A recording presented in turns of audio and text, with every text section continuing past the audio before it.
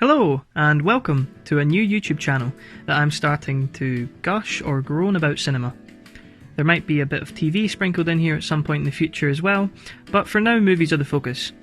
I've been lurking on YouTube for about 10 years now, and one of the things that I've been obsessed with for all of that time is movie reviews, critiques and analysis. I thought I'd follow in the footsteps of some of my favourite creators, like Red Letter Media, Ralph the Movie Maker, Jeremy Johns and more, and throw my hat into the ring to join this community. It looks like people are having way too much fun for me to not try and get involved, so please forgive me for adding another small opinions channel into what is already a very saturated market. I'd like you guys to get to know me and my tastes a little bit, and so I've taken a long while to create this list of my top 10 films of all time. There are movies on here from different genres and decades, and so I hope there's something here for everyone to kind of share enthusiasm for with me. If there's anything here that you do disagree with, then I'd love for you to tell me why I'm a clown in the comments section below for forgetting to put your favourite movie in my list, or even if you'd like, give me a list of your own. I'd love for this channel to become a safe space for anyone to discuss their opinions and interests, and I think YouTube facilitates fans like us to cultivate a space like this, and I'm very grateful for that. So, without further ado, and in no particular order, let's get into my 10 favourite movies of all time. Just on a really quick side note as well, I realise this video is very long, some people might not be able to watch it in one sitting, or might just be popping in to see the films they're interested in. So I'll include timestamps below in the description so you can kind of skip and jump about to whatever movie catches your fancy. So yeah, I hope you enjoy.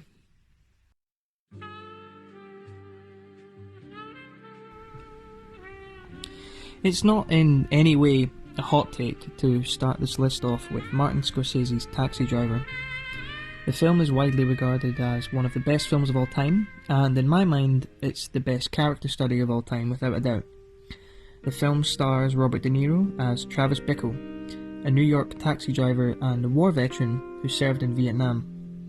He's left the battlefield in body only, and now carries the inescapable horrors of war with him wherever he goes in his mind. Isolated and ignored by society, Travis fantasizes about how he might use his military training one day to clean up the city which he feels is rotting around him, and he plots to take radical action motivated by strong prejudices to turn the city into what he feels would be a better place. The film also features Sybil Shepherd as Betsy, a political campaign member that Travis fixates over, as well as Iris, a 12-year-old prostitute played by Jodie Foster, who Travis believes doesn't enjoy her line of work and must be saved from her pimp and boyfriend. Within my synopsis alone, you can get a sense of the plethora of issues that the movie provides commentary on.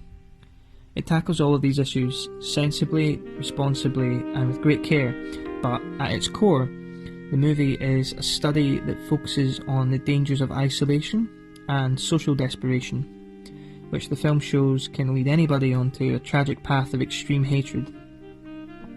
I don't want to ruin the plot for any of you that might not have seen it, but I would strongly urge you to do so if you haven't. The film is really stylishly put together by Scorsese, who, it goes without saying, is a master of his craft. He's able to make Travis an extremely likeable character, but also a character who's capable of terrifying you at the same time. In one scene you might find yourself chuckling at the earnest and innocent thoughts presented in Travis's inner monologue, but then later in that same scene you might find yourself repulsed by his hateful ideas that he's absorbed. Ideas that seem to come to him far too easily.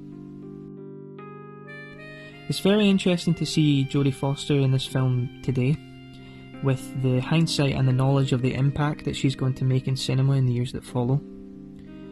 Though her dialogue scenes with De Niro might be few and far between, she holds her own on screen alongside an actor who was well on his way to being considered a member of the acting elite, if he wasn't already there following his performance in The Godfather 2 years prior.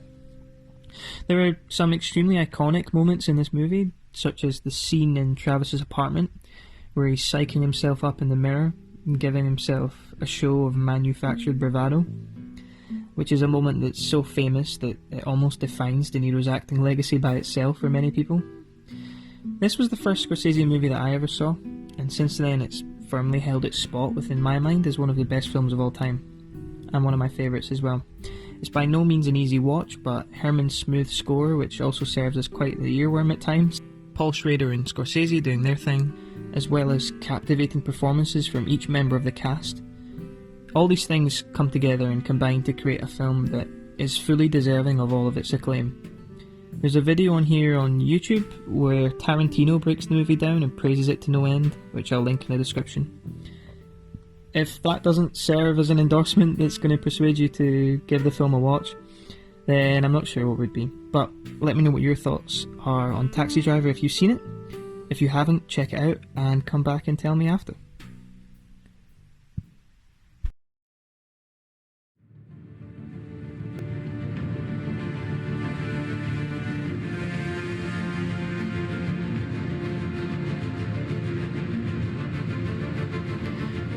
So, I'm a big comic book nut. I particularly love Batman and the characters associated with him. I love the Arkham games, I love the Tim Burton movies, I watched the Schumacher offerings many times when I was younger. I even watched all of the 60s show when I was a kid, and the movie that came before that with Adam West, Cesar Romero and Frank Gorshin and those other guys.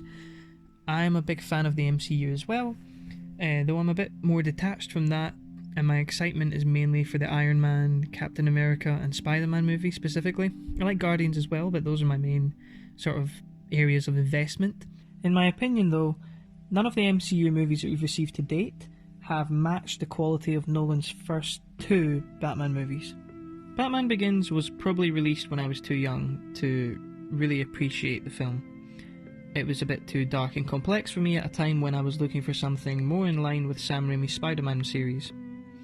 I don't recall seeing promotional material, so I went into the movie blind, and I wasn't a huge fan. As I've grown older, however, that movie as part of a 3-part story has really grown on me.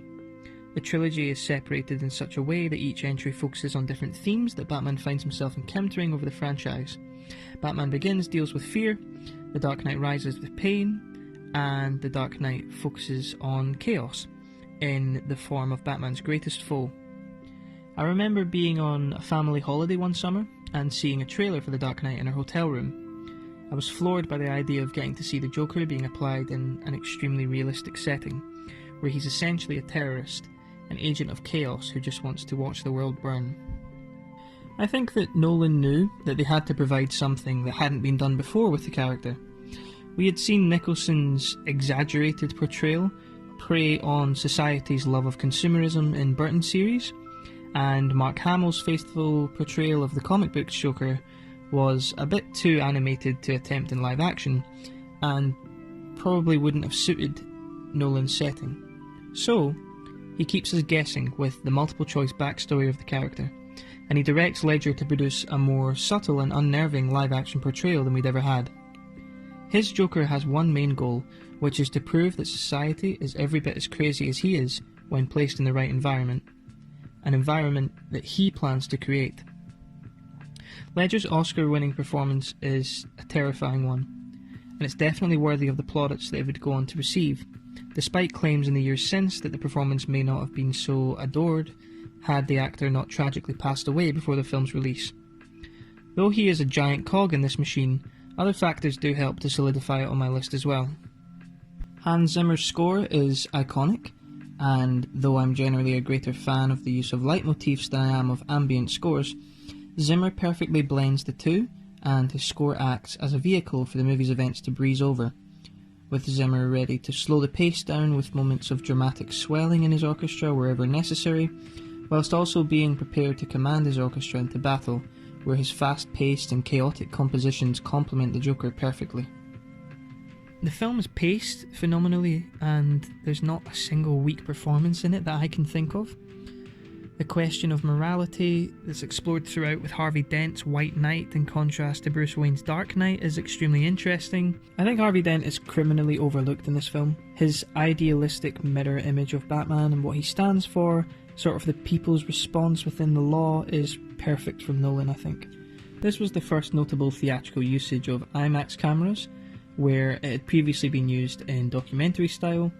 IMAX features in about 25 minutes of the movie's total runtime, and these moments definitely benefit from the increase in resolution and scope.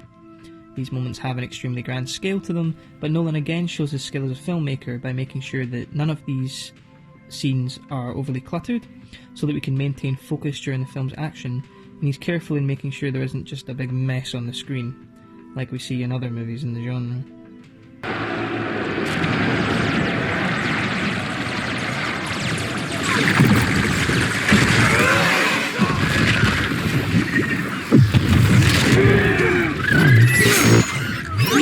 Horror movies today are in trouble. I think Ari Aster and James Wan are keeping it afloat. But here in Aquaman, this is like a child with action figures just smashing them together and making noises, and it's all really loud and annoying, and you have a headache and you just want it to stop. But anyway, Nolan's movies always feature really strong cinematography, so this isn't really surprising, but I feel it's important to note because it's easy to take these things for granted when they're so consistent.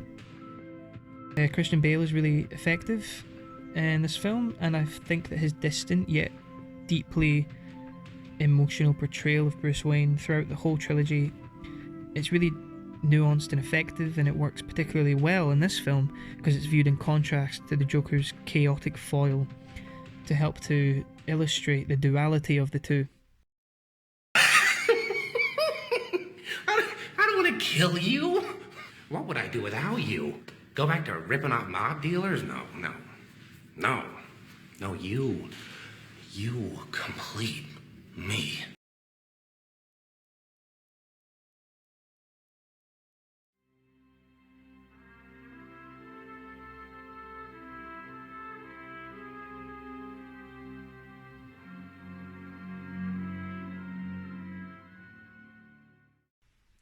Ridley Scott's Alien is a masterclass in how to build suspense through use of still, atmospheric cinematography.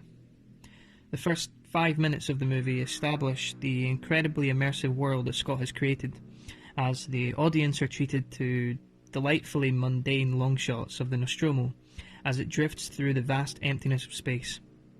The Nostromo is the name of the ship that is delivering an ore refinery to Earth, where, upon arrival, the crew, who are currently in the ship's hypersleep chambers, are due to wake up to complete another honest job. However, the crew are woken up prematurely to respond to a distress signal being transmitted on a distant moon. They investigate the signal, where Kane, played by John Hurt, is attacked by an alien creature. The alien attaches itself to him, and by carrying a paralysed Kane back to the ship's medical bay, the Nostromo crew invite an unstoppable killing machine to hunt and pick the crew off one by one. It's up to Ripley, played by Sigourney Weaver, to not only escape, but to ensure that the alien does not make it back to Earth, where it would surely wreak havoc should she fail. Ripley is one of the most iconic characters in cinema. Weaver manages to convey a great deal of vulnerability in her performance, whilst also giving the character a hard-edged determination, particularly in future installments in the series, which cements the character as one of the greatest action heroes we've seen on screen. The film is well remembered for its highly impressive sets and practical effects, with the chestburster scene in particular being a highlight. The creation of a life-size Nostromo for the crew to run around in only adds to the delectable atmosphere that Scott strives for, and Giger's design of the alien creature is still iconic today, no matter how much the more recent titles try to ruin that. The limits presented by the practical effects force Ridley Scott to think outside of the box and to frame the alien in really interesting ways that don't show the actor hidden underneath the costume. The lure of CGI today means that the alien can appear in broad daylight, where a great deal of mystery is lost and the alien appears to be nothing more than a super agile video game character, which in turn only harms the tension within the movie. But in 1979, this advanced technology is not available, and it means that we see the idea that less is more in full effect. There is some haunting images in this movie, and the camera captures the alien in extremely invasive close-ups, which adds to the feeling of claustrophobia that the audience experiences whenever the creature is on screen. Jerry Goldsmith's score is one of my favourites as well, and in my opinion it's superior to his work in The Omen, which is also iconic.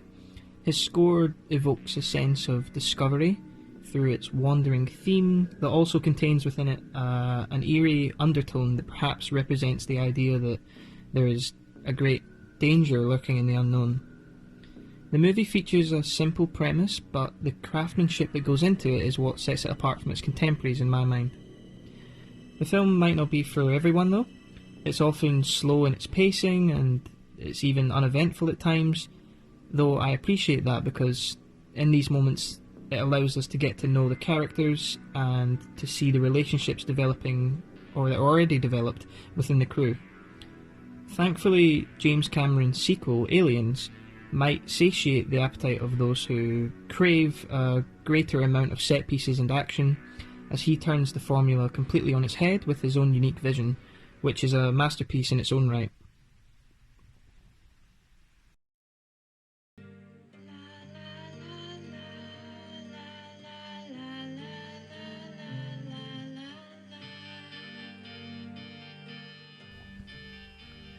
A couple of years ago, I took a class which focused on music in film, with each lecture focusing on a different genre and how sound is used to elevate the material.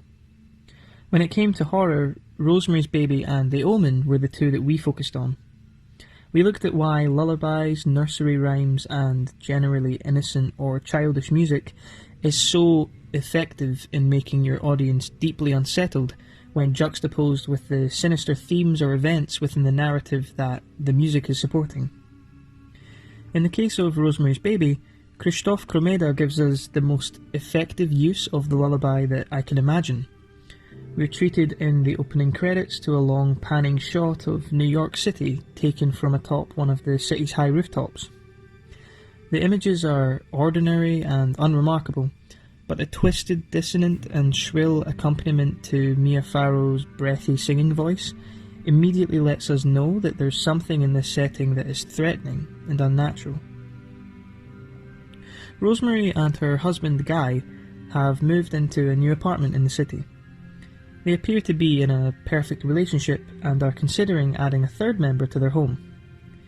They meet a lovely older couple in the building named Roman and Minnie Castevet, who are very welcoming and friendly to Rosemary and Guy and become increasingly involved with their lives. After Minnie provides a homemade dessert for the romantic dinner, Rosemary falls ill and has twisted dreams of a satanic cult who are worshipping the devil as he has his way with her. Waking up scarred and bruised, Guy casually claims that he was feeling romantic and didn't want the opportunity of date night to go to waste, and so he is responsible for the marks on her body. It isn't long after that Rosemary realises that she's pregnant. Nobody is more pleased for the couple than the Castevets, who are extremely supportive and involve themselves in the pregnancy in any way they can, and they won't take no for an answer. As this process progresses, it becomes very apparent that this is far from an ordinary pregnancy. The story was very much a controversial piece of art at the time of its release in 1968. The story tackles themes of psychological paranoia, female autonomy, abortion, and it questioned the traditional family values, making it a ridiculously progressive film for its time. The years that followed would see the full effect of the abolishment of Hays Code in Hollywood, allowing for more realistic and mature expression of artistic license by directors without the looming fear of censorship. But before this new age of Hollywood was up and running, Rosemary's Baby traumatized audiences the world over by blurring the lines between dreams and reality. Based on Ira Levin's novel of the same name, the story placed the horrors of the supernatural into the homes of the everyday American family. And it's for this reason that it's perhaps plausible to conclude that Rosemary's Baby contributed to the satanic panic craze that would go on to dominate media in the 1970s to the 1990s, as a rise in Satanism evangelical fear and occultism took hold of the Western world. The movie makes for very uncomfortable viewing as we witness Rosemary's psyche being torn down by forces out with her control. The movie excels when asking us whether or not Rosemary's fears are rational, or if they are merely the result of a growing paranoia that she finds herself consumed by. One thing I can say is that I can only imagine how frightening this story must be for women who are planning to or are currently carrying a child. The movie is correctly considered to be one of the best the genre has to offer, and one of my favourite movies of all time. Besides the main theme, Komeda's score is very much unobtrusive. It lurks in the background, just as the dangers in Rosemary's life lurk in the shadows. It's almost a representation of this. All of the performances in the movie are stellar, and I would highly recommend the movie to anyone who is yet to see it. I don't want to say too much more about it so as to not spoil the movie, but also because the movie, like The Omen and Macbeth, might be haunted. On that note, I think we'll move on.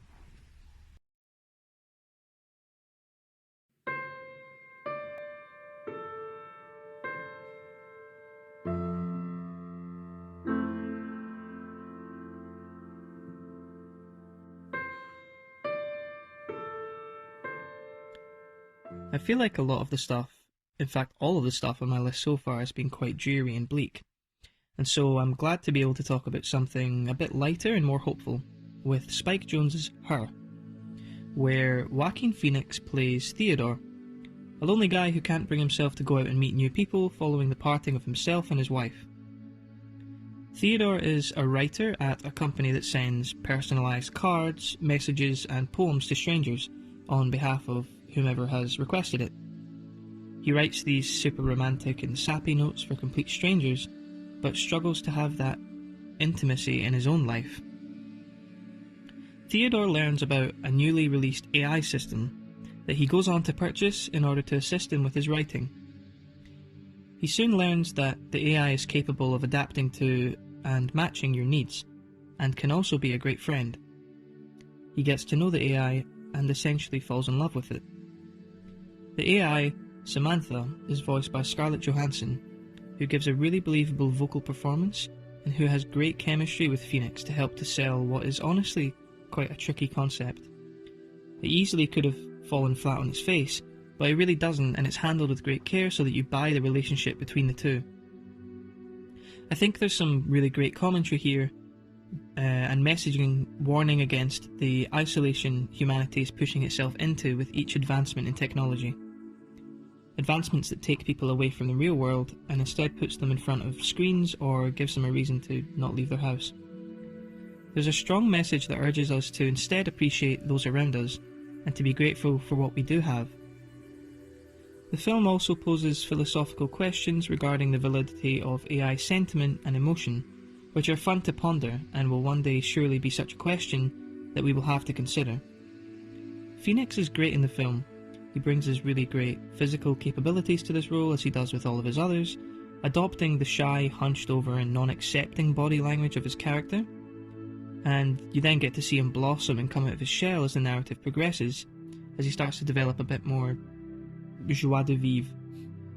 Amy Adams is really good in the film as well, as Theodore's friend who gets an AI of her own. Some of the shots in this film are really nice. There's a yellow tint in the colour palette at times, and there are some nice pinks as well, which can feel quite warm and comforting and help to give, a feel-good quality to the movie.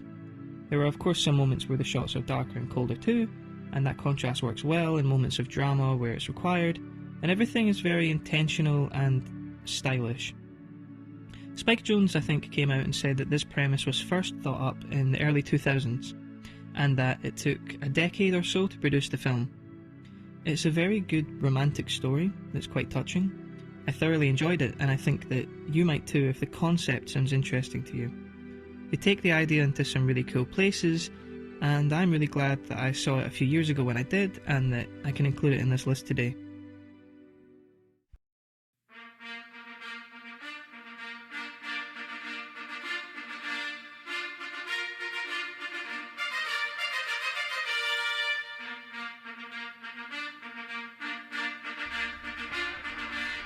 Do I think Rocky is one of the greatest exhibitions of filmmaking of all time? In short, no. It did somehow beat Taxi Driver to the Best Picture Oscar award that year, which I can't really understand, but regardless, Rocky features one of the greatest protagonists of all time, and one of the greatest soundtracks of all time by Bill Conti, with his work supported by a variety of artists, including Stallone's own brother, who performs an absolute banger in a cappella street band. It's important to clarify that this isn't, in its essence, a sports movie. I really enjoy sport, boxing included, but when I think of sports-based movies, I can't help but feel a bit turned off, because I imagine that it's going to be more shallow in its story department, or it's going to rely more on the entertainment of the sport itself, as opposed to excellent writing or acting. With Rocky, this preconception was definitely wrong. This is a great dramatic character study worthy of all the praise that it's garnered since its release. Very few movies have made me feel as emotionally invested as Rocky does, in that I feel every punch that he's struck by and I feel every blow that he lands. Rocky is down, washed out, punching above his weight. He's the everyman, and the story behind the movie's production is inspirational. Stallone himself was broken, was desperately looking for success in film, and he wrote the screenplay for Rocky and refused to allow the movie to be made by the interested studios unless they would allow him to play the titular character. He played the role for little financial gain, taking a massive cut, and poured every drop of sweat, blood and tears into the project, which you can feel. He is this character and he embodies this character, and that's why I think the performance that's deeply personal is so powerful.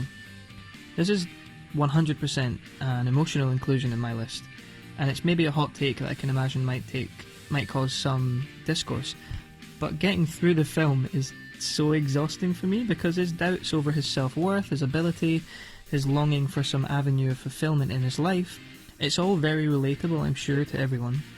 We all have doubts, we have our demons, and no movie I've come across has made me wish for the main character to overcome them as much as this.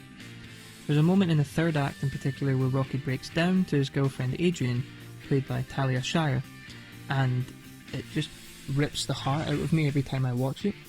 I think I just really love an underdog story, and especially when it's written so well and is backed up by a score as powerful as Conti's, I just feel it in my gut, particularly the final bell track.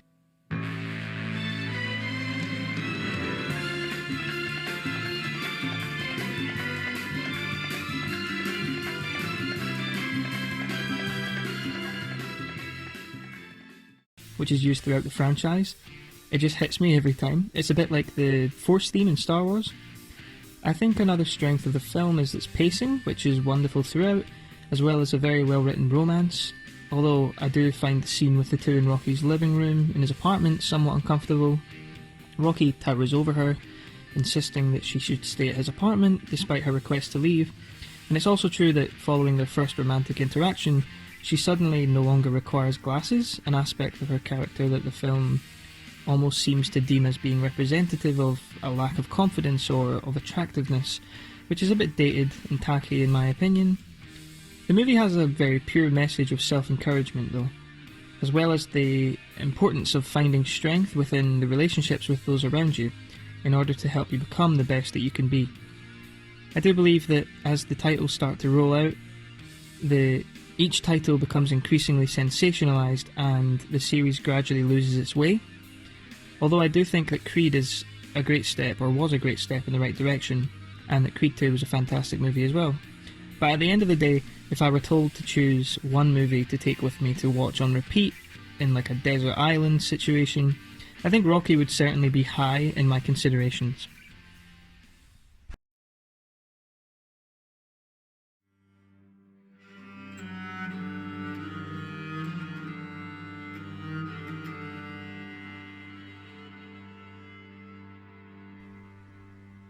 Before Robert Eggers' critically acclaimed movie featuring Norman Osborn and Edward Cullen as they descended into madness and tried to eat each other, Eggers' theatrical debut came in the form of The Witch, a New England folktale. This is the shortest movie on the list, clocking in at just under 90 minutes, but this is not a case of, if it's bad, just make it short. You feel every minute in the best possible way, with every second dripping with suspense. Set in a time where you could be branded a witch by correctly guessing in a game of heads or tails, the family we follow in the movie are exiled from their plantation, as William, the father, refuses to back down from his religious beliefs, which deviate from those of his village. The family of 7 pack up their belongings and settle on a plot of land in a far-off field, looking onto a forest. Unbeknownst to them, the forest holds within it a supernatural evil which preys on them throughout the story. Right off the bat, we are treated to the oppressive score composed by Mark Korven, which bears down on the audience with its painfully dissonant strings. As I was doing research to talk about this film, I came across an interview with Korven, which I'll link below, where he discusses his choices for the movie's soundtrack. He says in this interview that the stringed instruments we hear in the movie is Swedish in origin and is a keyed violin named the nyckelharpa. Upon hearing the instrument for the first time, Ager was insistent that this be used for the witch. Korven goes on to state that the score was created to support the claustrophobic atmosphere of the film, where there's little space for the characters to breathe without their surroundings forced over them, be those surroundings natural or otherwise. You definitely see what he means when the family find themselves in the forest, enclosed and crowded on all sides.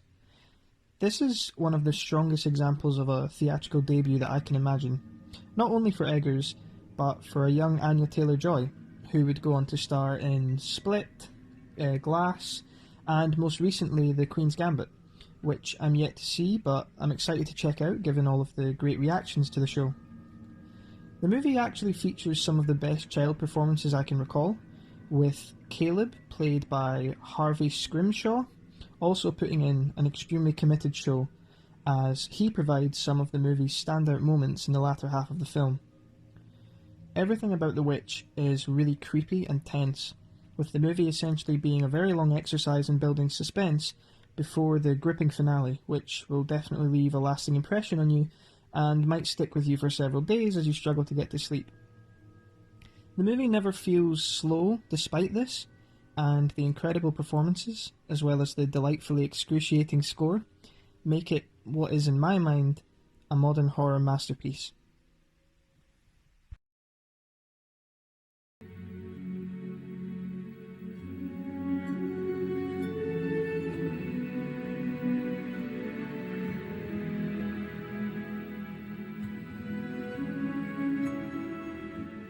This is the second appearance on this list for several people. Ridley Scott directs Gladiator, starring Russell Crowe as Maximus, Rome's greatest army general, who is framed for the murder of Caesar Marcus Aurelius by the Caesar's own son, Commodus, played by Joaquin Phoenix. Jealous of the favour and love always shown to Maximus by the Caesar, Commodus's first order as the new Caesar is to sentence Maximus to death and to have his family executed and crucified over the charred remains of his home. Maximus escapes this execution, but it's too late to save his family. He passes out from the wounds that he sustained and wakes to find that he's been kidnapped and made a slave by travellers. He is sold at a nearby market to be sent to fight and surely die in a gladiatorial arena to provide entertainment for the people. Motivated by his hatred for Commodus and his drive to avenge his family and the late Caesar, he becomes the people's champion and makes it his goal to rid Rome from the tyrannical control of Commodus. This will be a polarising pick, I'm sure. I do not believe that Gladiator is objectively one of the best films of all time. It has a notoriously troubled production story behind it, but it's still one of my favourites. When I was younger, I would visit my granddad and he would bring out a selection of DVDs or VHS tapes that he didn't want anymore, and he'd offer them to me. One of these was of course Gladiator, a film that was way too violent for me at that age, but thankfully there's so much shaky cam that you can't really see what's going on anyway. Hans Zimmer scores this film as well. The main theme and the battle theme are standouts for me, with the latter being an exhilarating brass-heavy piece of music, which reminds me of some of Zimmer's other works. Maybe that's a drawback for you, in that it's not always a unique soundtrack, but I personally think that that's part of Zimmer's charm that he brings to any film.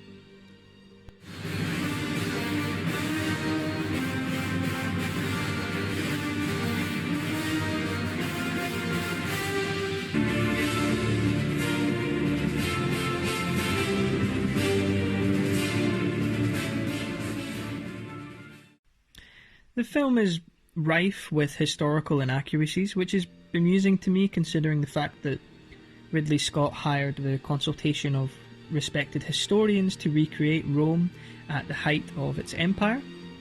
The effects don't hold up too well today either, and some of the sets can look very fake at times. The Colosseum just looks like a projection. But for me, the simplistic screenplay serves its purpose very well, and the performances in this movie elevate it to pack a really emotional punch that never fails to just drive a stake through me. This is another movie that's been well and truly Joaquined, and he is for me the standout. Phoenix plays perfectly this slimy, baby-faced man-child who whines over the fact that he has all of the power in the world, and yet none at all. Few villains manage to be so Weasley and unlikable, and the credit for that must go to Phoenix's performance, as well as the screenplay which makes his daddy issues abundantly clear. It's not a particularly subtle character, but Phoenix almost makes it subtle with his nuanced portrayal. He's cartoonishly villainous at times. At one point, he chooses to use the city's food supply to pay for the Gladiator games, instead of paying for sewers to be built to allow the plague to be fought from the slums of the city. Crow famously deemed that the production of this film was the worst way to make a movie, with the script still being written as filming was going on.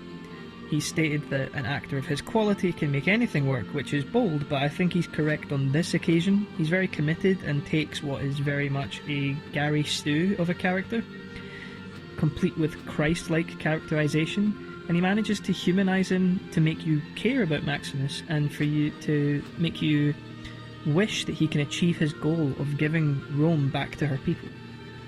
Connie Nielsen is Lucilla.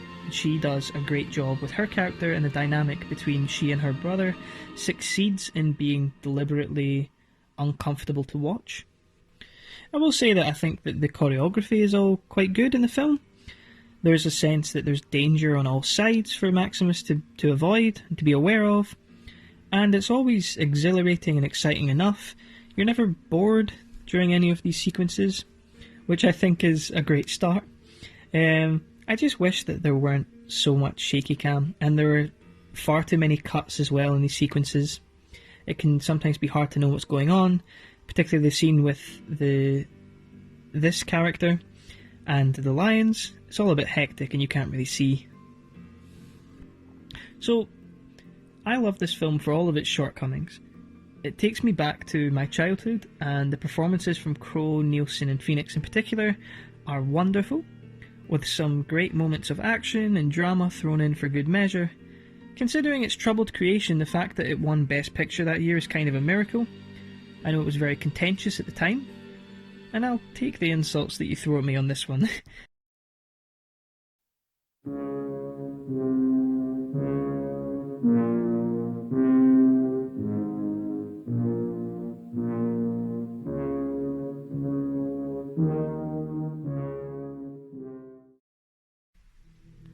Jack Torrance takes his wife, Wendy, and his son, Danny, to stay at the Overlook Hotel for the winter, where he's acquired the job of caretaker.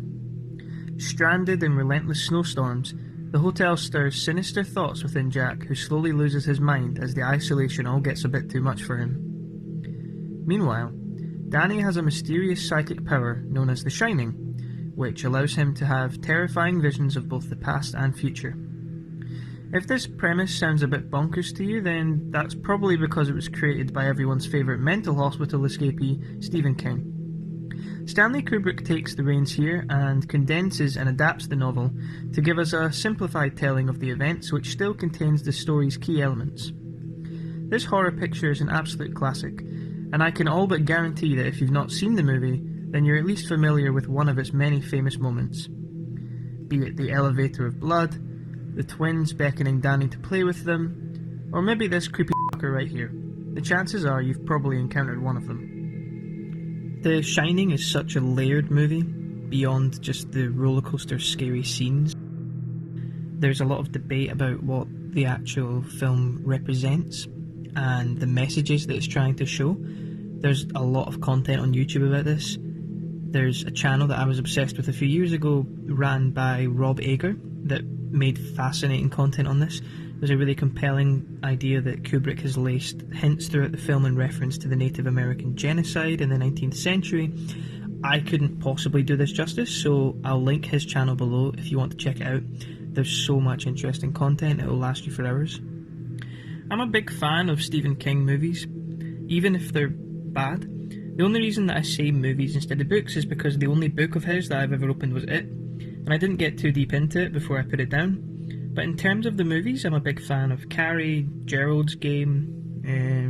I thought 1922 was really good.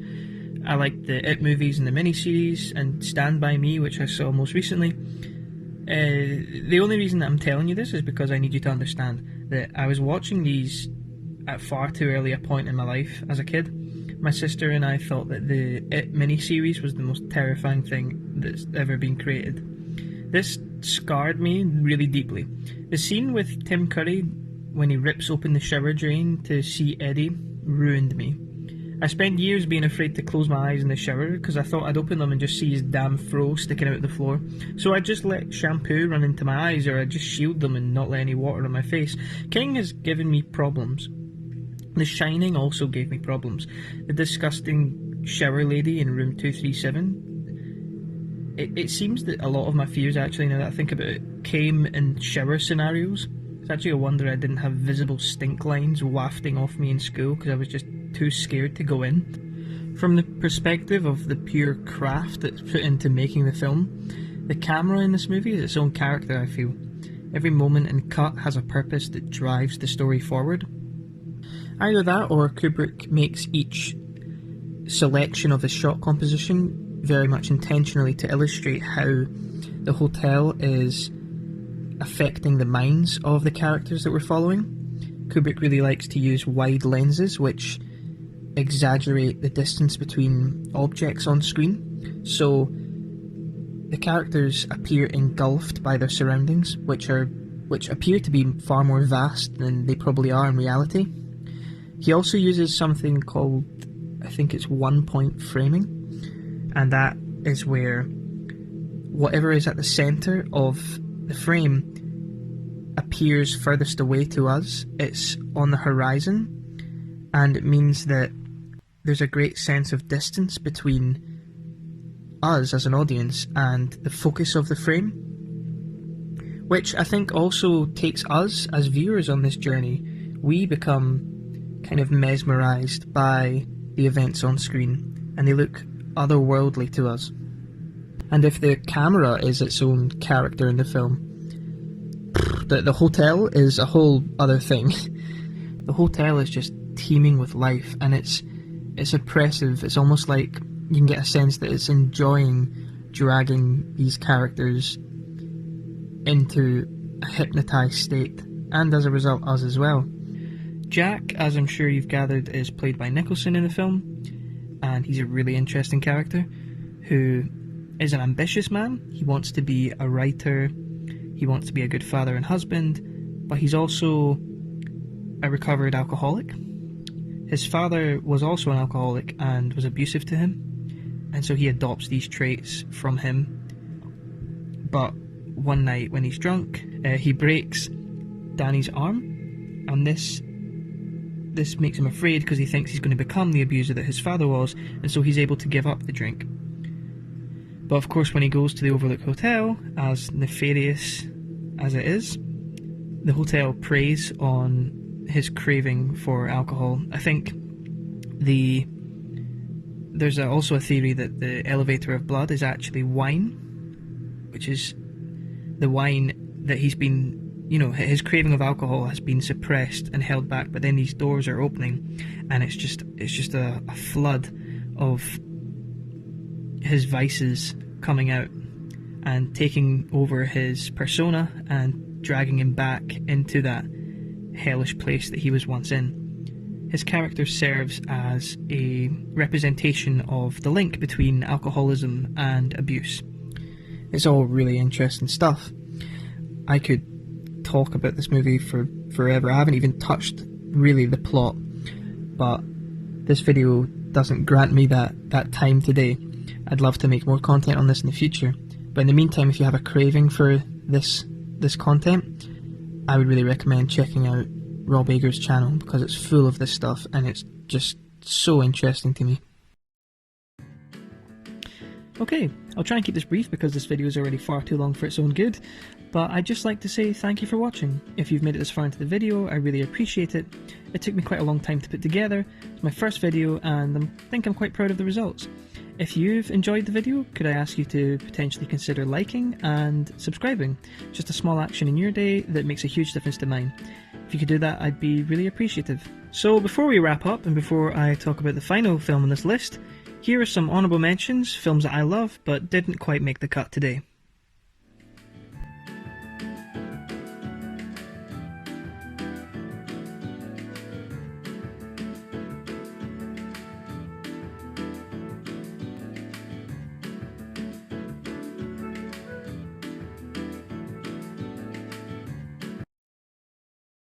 I said the perfection.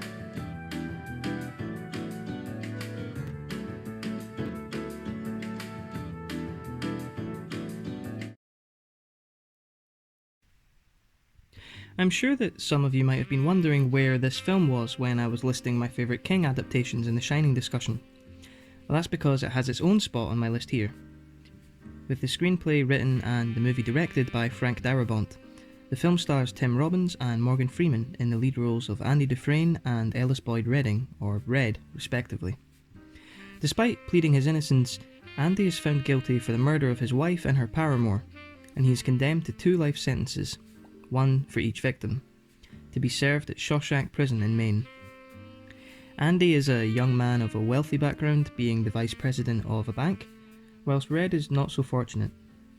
When Andy arrives at the prison, Red has already served 20 years of a life sentence, and has applied for release on good behaviour several times, without success. The prison is immediately established as a very hostile environment. We see the new batch being judged and intimidated upon arrival, with inmates even placing bets on who of the new stock is going to break emotionally and mentally first. Red is the bookkeeper of these wagers and places his cigarettes on Andy. He also handles requests for items that are to be smuggled in from the outside. He's trusted by many in the prison and is generally well respected. We see the guards' hostility towards the newbies quickly as well, with one guard administering a beating to a fresh fish who asks when they are next scheduled to eat. These beatings are handed out for such disobedience quite often, we find. Later, another of the new arrivals is brutally beaten to death by Clancy Brown's sadistic Captain Hadley for little in the way of actual disobedience. And so it's established that this is a real shithole. And once Andy proves he's surprisingly resilient and uses his wits and skill set to earn the respect of the prison warden, as well as earning certain liberties for himself and his friends, he finds that prison isn't actually so lonely after all. There's some interesting subtext within the obvious plot though, such as the degree of Stockholm Syndrome developed by some of the more accustomed and seasoned prisoners, namely Brooks, played by the wonderful James Whitmore. For some, prison is a life that they know, maybe even enjoy. It's routine, and it provides certain comforts that can be taken for granted. Regular meals, shelter, company, entertainment in the form of literature or media. Though these can be found outside of the prison, for Brooks, it's not going to be a home in the way that Shawshank is, and with his release pending, he ponders reoffending just to buy him some more time in a cell. He's an emotional central focus for the story, and his scenes are deeply thought-provoking, luring you in to question the rehabilitation system itself. Brooks committed an unspeakable crime, but whatever growth that he may have experienced is likely to bear little importance upon his release, where he will likely be feared and judged for his life's duration. You might think that's rightly so. There's always a chance he could reoffend, and he gave up those liberties when he did what he did. But does that mean that he shouldn't be afforded the chance to live a peaceful life? No doubt with the sins weighing on him in his every waking moment as it is. Should we be surprised when a rehabilitated individual, commits crime again so that they may return to their friends and comforts within their compound? It's a question the movie will have you pondering, and Darabont absolutely sticks the landing with his direction. The soundtrack to this, composed by Thomas Newman, might leave you hoping for a bit more, particularly in the first half where there are a few notable tracks. But I think this is very much intentional. The world is presented in a very matter-of-fact way. It feels gritty and lived in and devoid of pleasure that music may present. This means that when music is utilised in the film, it's done so diegetically and only to advance the plot. When Andy harasses the government with endless letters, they provide funds and resources to expand the prison's facilities, including the library. Andy discovers in these donations recordings of Mozart's opera The Marriage of Figaro, and the attention for the first time in the movie shifts to music. He projects the music using the prison's PA system, and everyone freezes. This may be the most beautiful thing that some of them have heard for years. In fact, Red almost states that, word for word, the prisoners feel free and human. This poses the question, would the efforts of rehabilitation be more fruitful if the prisoners were treated with greater civility? I.e., maybe we shouldn't look to treat the guilty with such contempt, as this might not facilitate rehabilitation at all. Then again, maybe a counter could be that the reason that these men are responding to art in such a heartfelt manner stems from the depravity of such things, which would suggest that they would be more likely to be law-abiding citizens moving forward so that they can hold on to these luxuries. This greatly supports what I feel is the strength of the Shawshank Redemption, an urge from the filmmakers to enjoy freedom, enjoy the small things in life, and above all, to treat each other with humanity. All of these men are dangerous, yes, assuming that they're guilty of their crimes, but they're still very much human, and this film reminds us of that. Morgan Freeman is the standout here, in what is considered by many to be his greatest performance. His performance alone is almost worth the price of admission by itself. His relationship with Dufresne, as well as his character's own personal journey, spanning 40 years, is a joy to watch. Every time I see it, it feels like it's the first time. I'd just like to say thank you again so much for watching. If you've made it this far in, that's astonishing to me, and I hope that you've enjoyed it. There's more content to come, so please stay tuned for future uploads, and let me know below what you think of my choices, and if there are any areas in which you disagree, or if you'd like to share your list with me, I'd love to read them. Oh, come back anytime. Bring your friends.